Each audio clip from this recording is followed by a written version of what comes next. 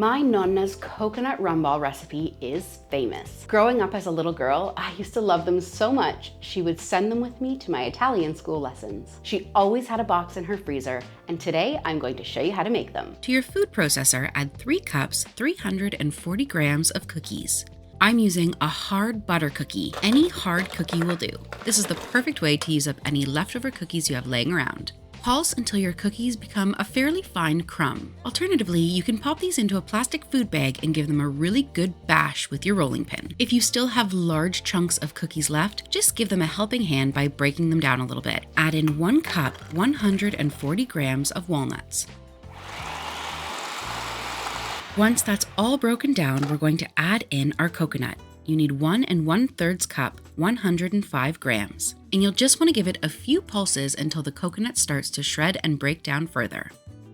This is what the final consistency should look like. You'll have a little bit of texture from the coconut, but the cookies and the walnuts have really broken down. Pour your crumb mix into a large bowl and create a well in the center. You can continue to use the food processor, but I prefer to do this bit in a bowl. Then add in 1 can, 14 ounces, 1 1/4 cups, 300 milliliters of sweetened condensed milk, and 1/4 cup, 60 milliliters of your favorite rum. Here's my perfect trick for softening up my sweetened condensed milk. Pop your can into a mug, and then straight from your kettle, pour the boiling water over your can so that it's completely surrounded in the hot water. Let that sit for about 10 minutes, and then drain it off, and your milk will be silky smooth and runny. If you don't want to use rum in this rum ball recipe, you can always use some rum extract or some coconut extract, and you may just need to balance out the liquid a little bit. So maybe add in a little bit of melted coconut oil to give that right consistency to the batter. And then just gently start stirring it together. You want to make sure there's no dry bits of cookie left in your mixture.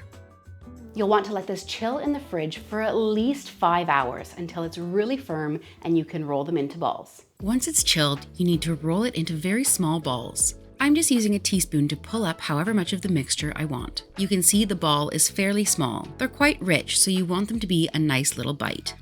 Roll the ball in the palms of your hand until it's a perfect circular shape, and then drop it into some more shredded coconut. The warmth of your hand will have started to melt the outside of the balls, so the coconut will stick perfectly. And set it aside on a tray. Continue rolling the rest of your balls and then pop them in the refrigerator for a few hours, or you can store them in the freezer, just like my Nonna did. You'll want to thaw these out slightly before eating, but honestly, you can just eat them from frozen. The sweetened condensed milk stays soft enough that you can bite into it. If you're cuckoo for coconut, you have to try my Tom Cruise coconut cake. It is the best gift for Christmas. Thank you so much for watching, and I'll see you next time.